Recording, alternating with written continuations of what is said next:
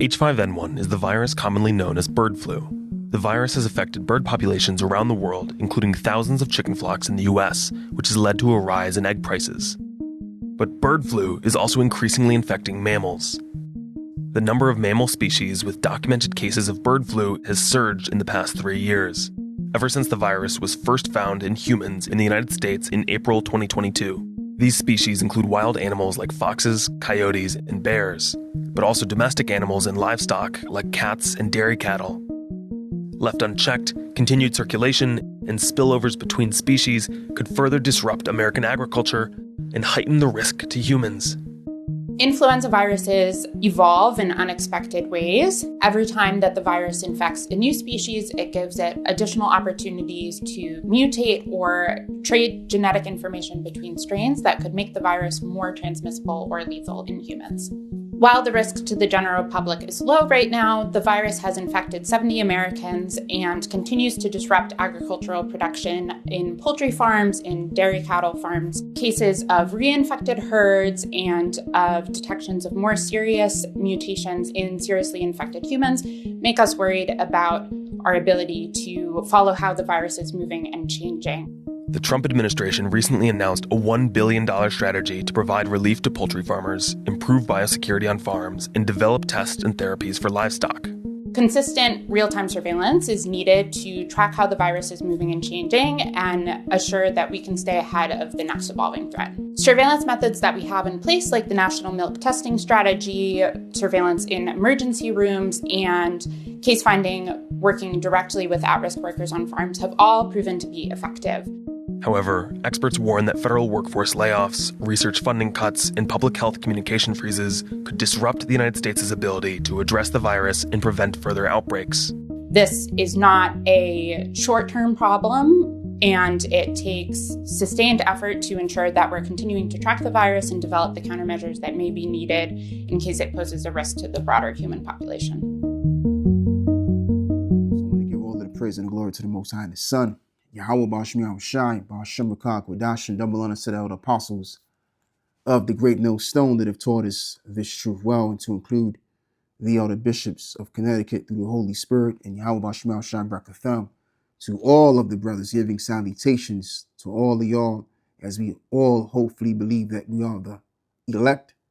And it's your brother once again, Laban. And I just want to get into this topic as well, because now what's now being posted on the Twitter is that the H5N1, which is the avian flu, is becoming a threat, and it's going to be a lot more worse than COVID. As he put, H5N1 bird flu threat escalates. Expert warns of pandemic worse than COVID. And what I did was a while back ago, I looked at the potential of the avian flu.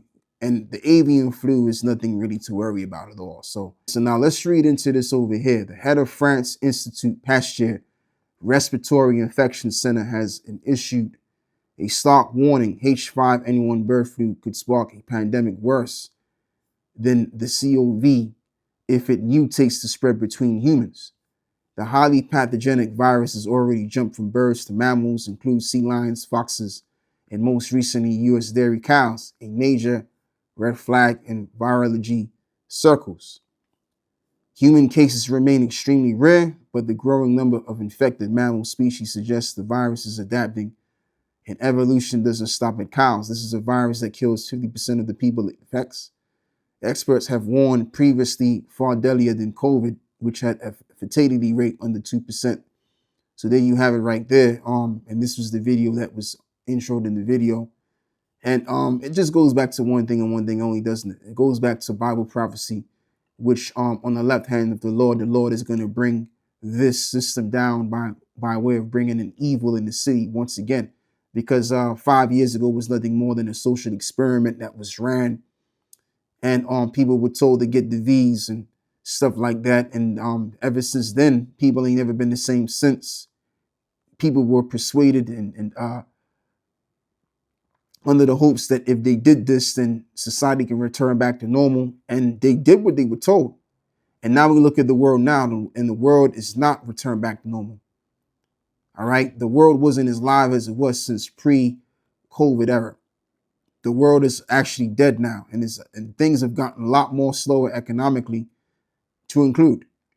Now you got people struggling to find work.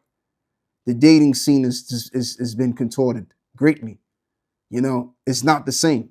The 2010s, the spirit of the 2010s has not come back since the 2020s. All right, which COVID dropped upon. So what I want to do is I want to read this over here and just get right to the point. In verse 74, as this reads over here, "Hear, O ye my beloved, save the Lord. Yahweh, behold, the days of trouble are at hand, but I will deliver you from the same." And that's what we got to be ready for. We got to be ready for the day of trouble, because this is what's being prepared. Although they may talk a whole lot of bullshit about what's about to be on a global scale, which we should already know by now, as well as that's written, that we are not ignorant of Satan's devices. Even when it first happened, like one guy went on Redacted talking about how it was all a lie, but we been knew that already. Even when it started, even when it suddenly came upon us, and they kept on replaying the same narrative over and over again on the BBC if you were in the UK. And to me, man, the whole thing was just funny. I laughed through the whole that whole period of time when Boris Johnson was the prime minister at the time, telling us to stay home to protect the NHS and all of that. Like, that shit was funny, man. That shit was hilarious. And then you had this what was his name, man? Who was his name? You had Matt Hancock, right? He was going out playing with his son when we was on the lockdown measures in the mud. You know?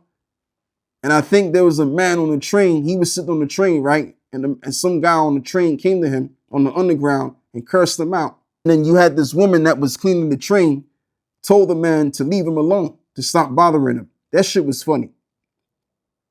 All right, that whole situation was just hilarious to me, because we knew it was bullshit, man. And at the same time, we was hoping that maybe through that time period, they may just tell everybody to line up to go get the V and then go get the C hit. So we thought that was going to be it right there, but it wasn't. It wasn't. So anyway, as this reads in the book of Romans 13 and verse 11, it says, "And that knowing the time, that now it is high time to awake out of sleep, for now is our salvation nearer than when we believe." And our salvation is going to come in a time of trouble, since there was a nation, as well as is written, Jacob's trouble. All right. And that Jacob will not utterly be destroyed. Let me see if I can read that real quick, because I'm roughly paraphrasing that.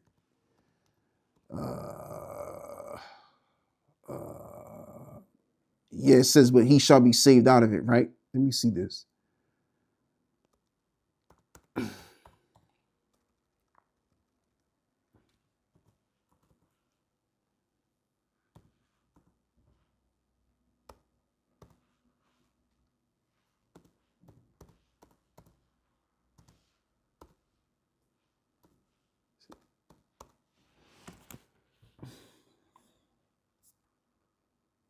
Yeah, at last, there it is.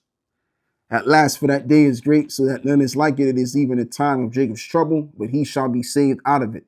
So in the time of Jacob's trouble, that's where we're going to be saved. Daniel 12 and verse 1. "And at that time shall Michael stand up, the great prince, which standeth for the children of thy people, and there shall be a time of trouble such as never was since there was a nation, even to that same time. And at that time thy people shall be delivered, every one that shall be found written in the book." So we got to keep ourselves circumspect out here. So now let me go back to read Romans 13.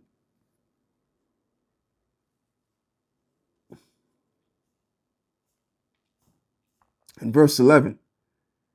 So going back to Romans 13 and verse 11, "And that knowing the time, that now it is high time to awake out of sleep, for now is our salvation nearer than when we believed, and the night is far spent and the day is at hand. Let us therefore cast off the works of darkness, and let us put on the armor of light. Let us walk honestly as in the day, not in rioting and drunkenness, not in chambering and wantonness, not in strifes and envy, but put ye on the Lord Yahweh Shai, the anointed, and make not provision for the flesh to fulfill the lust thereof. So yeah, we gotta be ready and willing and able in this time. And that's all I'm gonna say from there. Because the time of our salvation will be the time of evil. So we gotta get ourselves ready, minded for that, and be willing and able to, if anything, if we have to die for this truth, then that's just so be. And one of the reasons why they're bringing in the digital IDs, anyway, yeah, they say it's to do with immigration, what have you, but ultimately it's to do with you being prepared for another crisis to come, which could very well be another pandemic or something else, or a multitude at the same time of different psychological operations. But I remember he said that we need digital IDs, because when the next pandemic comes around, what we need is we need to know if people are taking their vaccines or not. However, he said it some time ago at the World Economic Forum. All right. And what I'm going to do is because what I forgot to do is I forgot to put on deck some stuff that I wanted to talk about, and showing you how things are going to be had when they initiate this implantable device. Now in China, you had these kids that was lined up with the barcode on them. So I'm going to go into that and other things as well. So with that, I'm going to close on this. Probably going to do a part 2 to this as well. With that, I want to give all of the praise and the glory to the Most High and His Son, Yahweh Bashmi Shai Bahashem Rakah Kwadash, and double honor to the apostles of the great millstone. With that, I'm done with this. Shalom.